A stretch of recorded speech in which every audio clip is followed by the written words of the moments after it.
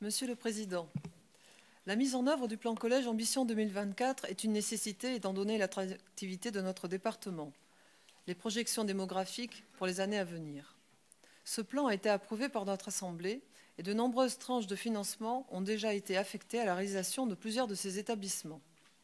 Toutefois, au vu de l'actualité des dernières semaines, certaines incertitudes ont pu naître sur les conditions de la mise en œuvre de ce plan.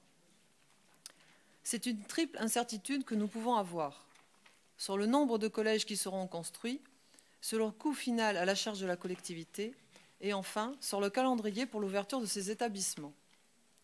Sur le premier point, vous aviez indiqué dans une interview à Sud-Ouest, je vous cite, « Nous tablions sur 12 collèges à construire, il en faudra 13 et peut-être même 14. » Un collège supplémentaire sera donc construit sur le sud de la métropole, une zone en tension. Il n'est pas question pour moi de contester ce choix, mais simplement de profiter de cette occasion pour rappeler que le besoin est aussi prégnant sur le secteur de la presqu'île. J'y reviendrai par la suite. Le deuxième point découle du premier. Il a trait au coût global de ce plan. En effet, la construction d'un collège équivaut à une dépense d'environ 25 millions. La réalisation d'un, voire de 2 collèges, en plus, par rapport au plan initial, aura donc une incidence financière conséquente pour le département. De plus, nous avions alerté, dès la présentation du plan, sur la sous-évaluation du coût de la construction-réhabilitation de ces établissements. C'était prévisible, la somme globale allouée à ce projet ne cesse d'enfler. Le budget de 500 millions prévu en 2017 pour ce plan est donc passé à 640 millions d'euros. Enfin, la dernière incertitude réside dans le calendrier pour la mise en œuvre de ce plan Collège Ambition 2024. Pourtant, la réalisation de ce plan dans les meilleurs délais est une nécessité considérant l'évolution démographique de la Gironde qui accueille 20 000 nouveaux habitants chaque année.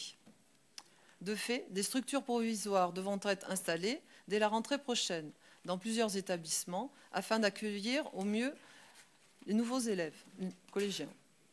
Ce sera notamment le cas sur notre canton, au collège de Saint-Loubès et de Carbon-Blanc. J'en profite d'ailleurs pour vous rappeler que nous avions alerté avec mon binôme Hubert Laporte de nombreux élus de la presqu'île, il y a plus d'un an, sur la saturation de nombreux établissements du territoire.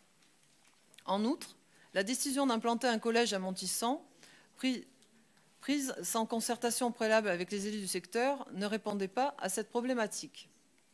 Au nom des élus et des habitants de la presqu'île, je renouvelle ma demande pour que le plan collège prenne en compte la nécessité de construire un collège sur ce secteur.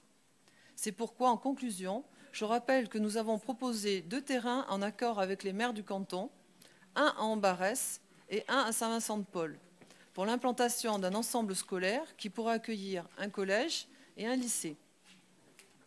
Si votre plan collège n'est pas figé, je souhaite vivement que le canton de la presqu'île ne soit pas oublié. C'est une nécessité pour nos collégiennes et collégiens de notre territoire. Je vous remercie.